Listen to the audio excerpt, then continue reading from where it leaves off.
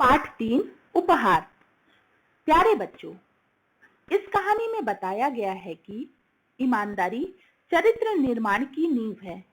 यदि हम रुचि और लगन के साथ लक्ष्य की ओर बढ़ते हैं तो सफलता अवश्य ही हमें मिलती है। आइए अब इस कहानी को हम ध्यान से सुनते हैं। एक गांव में ऋत्विक नाम का लड़का था। वह बहुत गरीब था। गांव के पास पुस्तक मेला लगा था। उसने माँ से कहा, मैं भी मेला देखने जाऊंगा। उसकी माँ बोली, देखो घर में कोई बड़ा नहीं है, तुम अकेले कैसे जाओगे इतनी दूर बेटा। मेला देखने की जिद छोड़ दो, चलो दूध पी लो। अपनी माँ की बात सुनकर ऋत्विक उदास हो गया और एक पेड़ के नीचे जा बैठा। अचानक उसकी दृष्टि दूर पेड़ों के पीछे गई, जहां बहुत तेज रोशनी थी। वह उठकर वहां गया। वहां सुनहरे पंखों वाली एक परी खड़ी थी।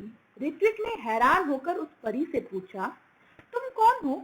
वह बोली, मैं परी हूँ, लेकिन तुम यहाँ उदास क्यों बैठे हो?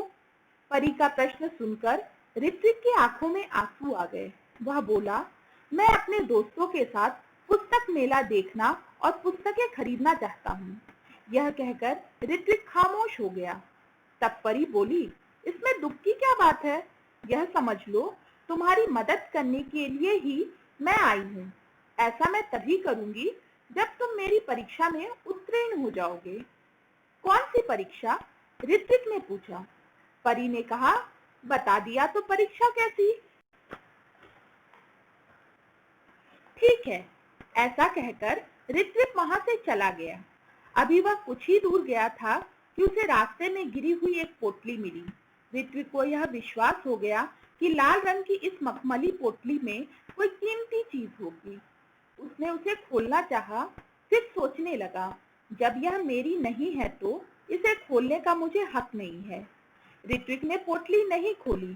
तभी किसी की आवाज उसके कानों में पड़ी, बेटा मेरी पोटली गिर गई है रास्ते में, क्या तुमने देखी है? ऋत्विक ने पूछा, किस रंग की थी?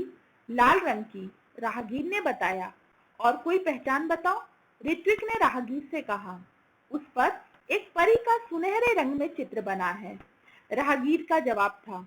ऋत्विक ने अपनी थैली से जब वह पोटली निकाली तो उस पर छपा परी का चित्र चमकने लगा। ऋत्विक ने वह पोटली राहगीर को दे दी।